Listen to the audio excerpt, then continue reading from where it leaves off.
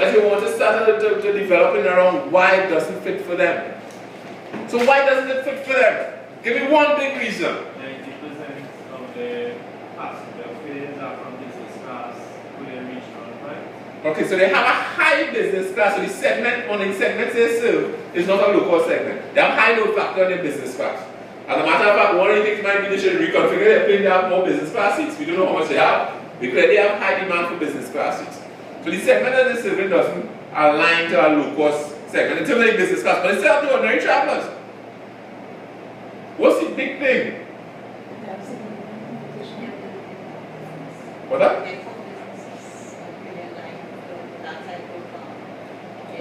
Business.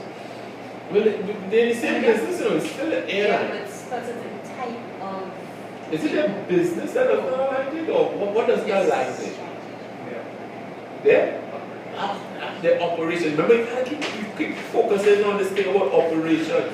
The operations aren't set up for them to be local, to be a low-cost carrier. They give meals.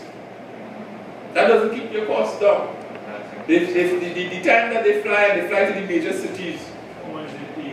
How much they pay in employees, they unionize. What is the union going to say if they were to start to say, well, we better cut out this salary or send home people so that we can be more competitive?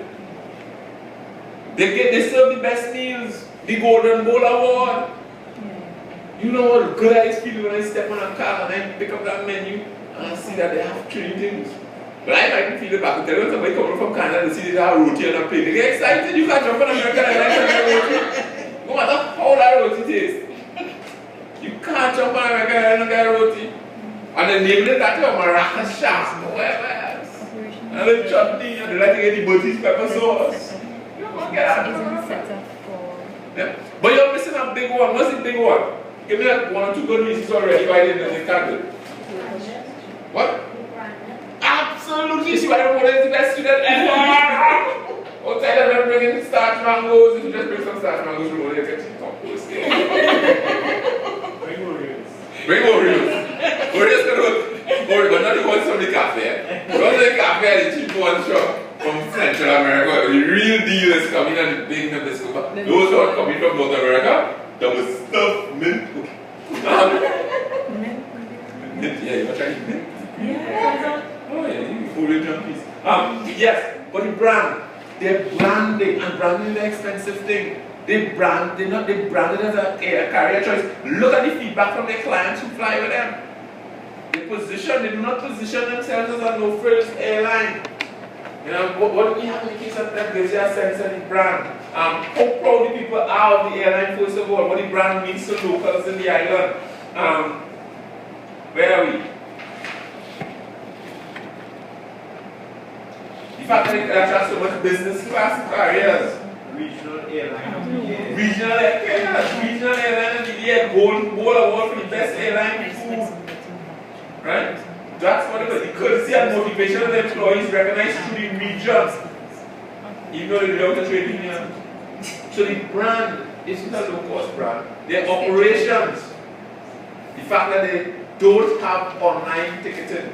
The fact that they provide meals on board, the fact that they fly to growing cities, the frequency of the flights, the fact that they configure to have a lot of food, that they carry business class passengers, the fact that the fleet is older than the others, because all these things are contributing to the fact that it's difficult for them to be alone. Look at the frequency of usage of the planes, the hours of utilization, 8.7 is the highest, whereas they look at the low-cost airlines, they have 9.1.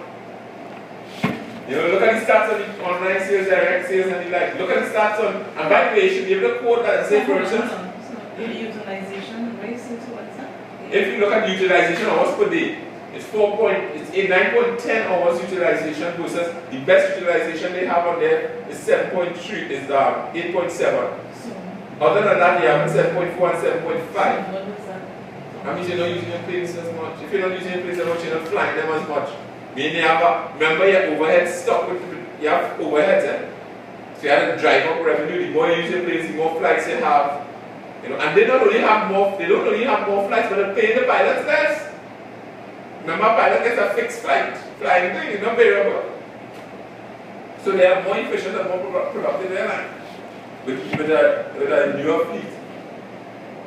Yeah? And higher load factors as well. Because if you look at the load factors, standard class 87. And by the way, what does that brand allow them to do? What does that allow them to do? At a higher rate, absolutely. Twice that. Twice. What twice that in the low cost airlines? So can you imagine they start to position themselves as a low cost airline? They're going to come up to compete against somebody who they can't compete with. It will be difficult therefore for ONA to compete as a low cost airline. They do have all those things in place. So one question.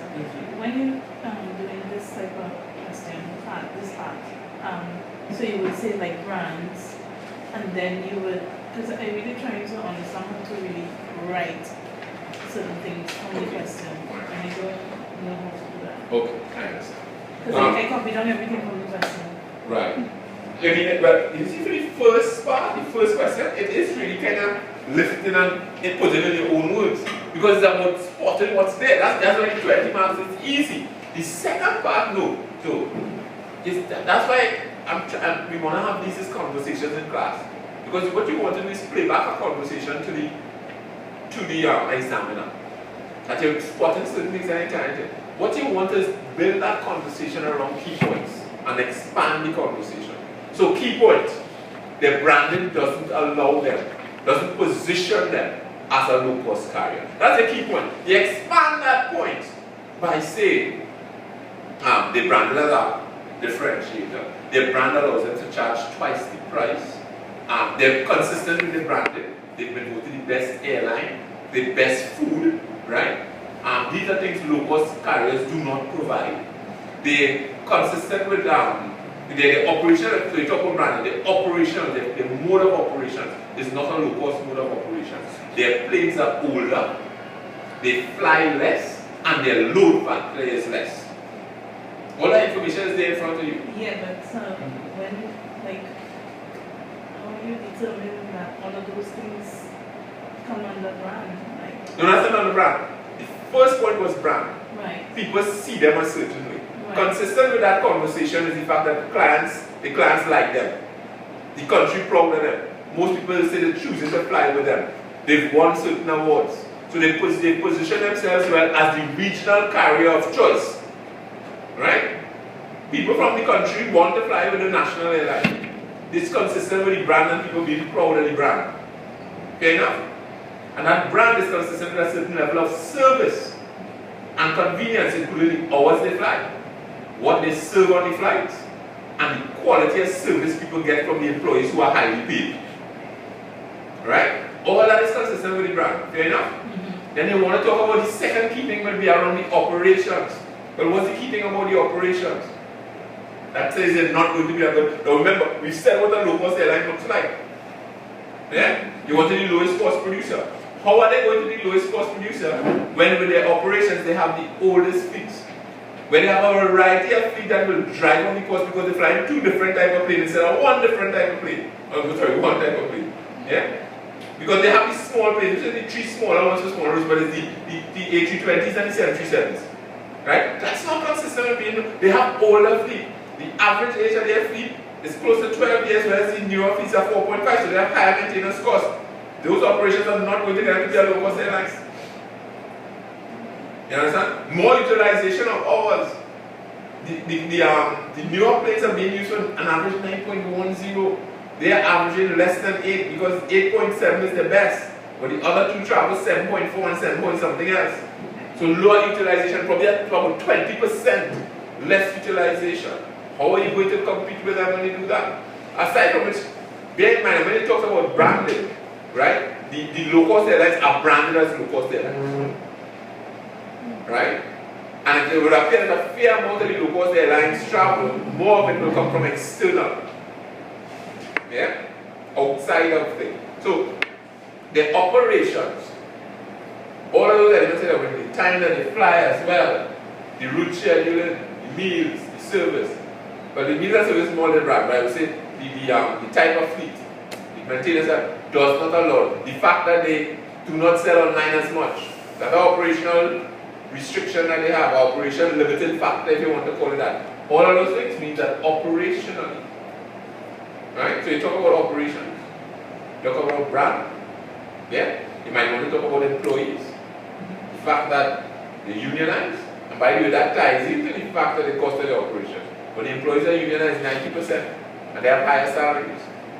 About 20% or 10% higher salaries than the low-cost airlines. So you actually have the employees flying for less time but being paid 10% more. Yeah? And the union is going to be an obstacle to them becoming a low-cost airline. Yeah?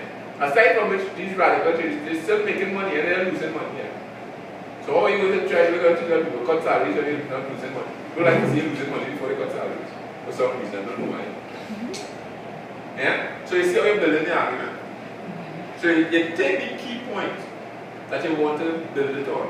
Brand, operational expenses, employees, they employ their human resources. What is something from being a low cost?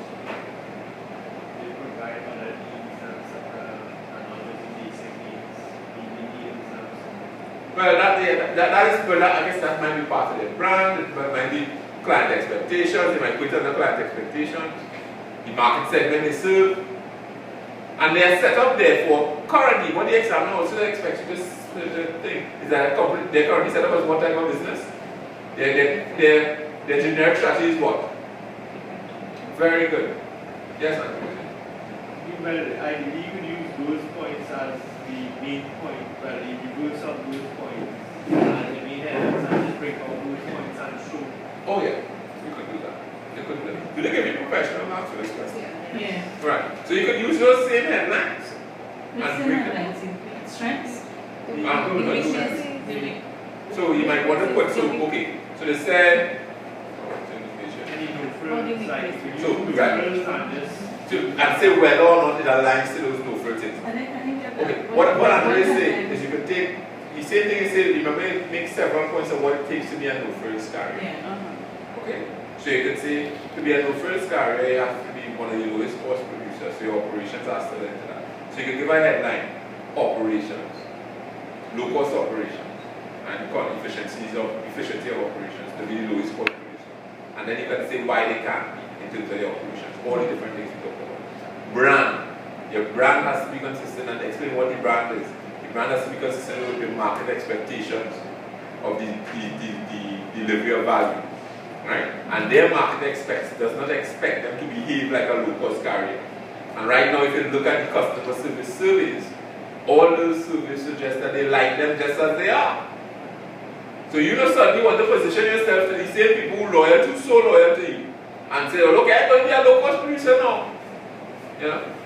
So the brand is not consistent with that. The brand that says I serve the best meals, the brand that says I give you the best service, the brand that says I'm on time and more convenient flights, the brand that says I'm the best for business class travel. That is not consistent with a low-cost and no-frill brand. Because no-frill says, I've given you the basics. Yeah? So, like I said, and this is important earlier to point out that they haven't been pursuing a no-frills before. They've been more of a differentiation strategy. And they differentiate themselves through their service schedule.